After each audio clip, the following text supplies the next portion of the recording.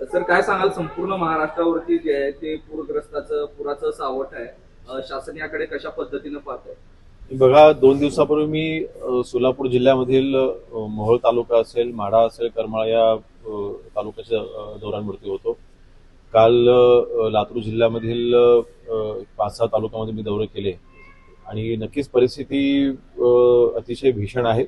अतिवृष्टीमुळे आणि काही ठिकाणी पूरग्रस्त परिस्थितीमुळे शेतकऱ्यांचं प्रचंड नुकसान झालेलं आहे. माननीय मुख्यमंत्री महोदय असतील, दोन्ही आमचे उपमुख्यमंत्री महोदय ऑन फील्ड होते, शेताच्या बांधावरती जाऊन त्यांनी देखील परिस्थितीची पाहणी केलेली आहे. आणि सर्वच मंत्रिमंडळ आम्ही ऑन फील्ड होतो आणि मागच्या 3-4 दिवसामध्ये जी काही ग्राउंड रियालिटी आहे, वस्तुस्थिती जी आहे ती आमच्या लक्षात आल्याच्या नंतर आम्ही देखील माननीय मुख्यमंत्री महोदयांकडे सगळी माहिती आम्ही पोहोचवलेली आहे आणि योग्य तो निर्णय शेतकऱ्यांची असूळ पोषणाकरिता जे काही आर्थिक ताकद शेतकऱ्यांच्या पाठीशी उभी करायची आहे, नक्कीच ती उभी केली जाईल. धाराशिव जिल्ह्यामध्ये धाराशिवची जर आपण परिस्थिती पाहिली तर पूर्ण जिल्हा आणि त्यातील शेतकरी मेटाकुटीला आलेला आहे. ओला दुष्काळ जाहीर करावा अशी परिस्थिती निर्माण झालेली आहे. मात्र दुसऱ्या बाजूला धाराशिवचे जे जिल्हाधिकारी आहेत त्यांचा डान्स करतानाचा एक व्हिडिओ व्हायरल होतोय. त्यांच्यावर कुठली कारवाई होईल? जिल्हाधिकारी आणि निवासी जिल्हाधिकारी जे एका सार्वजनिक व्यासपीठावरती काल नृत्य करत होते, त्यांच्यावरती कुठली कारवाई नाही, त्या बाबतीत मला तरी कुठली माहिती नाही आहे, परंतु तो व्हिडिओ मी काही पाहिलेला नाही आहे. पण मला वाटतं काही वेळापूर्वीच त्यांच्याकडे एक्सप्लेनेशन आलेलं आहे, की खुलासा आलेला आहे की नाचणारी व्यक्ती ही मी नाही आहे.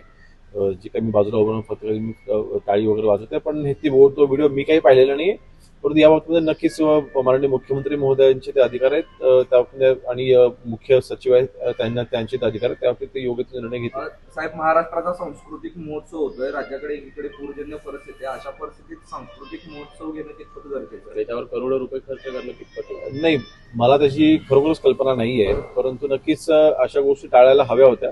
कारण ह्या परिस्थितीमध्ये शेतकऱ्यांना मदत करण्याचं प्राधान्य हे प्रशासनाचं असलं पाहिजे आणि शेतकरी संकटामध्ये असताना त्यांना त्यांच्यामध्ये कसं बाहेर काढता येईल ह्याकरता प्रशासनाने लक्ष दिलं पाहिजे. त्याबद्दल कुठलं दुमतच नाही. परंतु ह्या प्रकरणाची मला कुठली माहिती नाही आहे, परंतु असा कुठला प्रकार घडला असता नक्कीच ते नको व्हायला हवं होतं, अवॉइड करता आलं असतं. साहेब, बार्शी तालुक्यातील 2 शेतकऱ्यांनी जे आहे ते आत्महत्या केलेली आहे आणि पाथरी गावात जे आहे पूरबाधित जे गाव आहे तिथं सर्पदंशाने एका शेतकऱ्याचा मृत्यू झालेला आहे. त्यांना काय आर्थिक मदत करणार आहे का सर? नाही, बघा, जे काही संकट ओढावलेलं आहे, आम्ही पुन्हा एकदा आपल्या माध्यमातून देखील सगळ्या शेतकऱ्यांना विनंती करू, आपण टोकाचं पाऊल कृपया करून उचलू नका.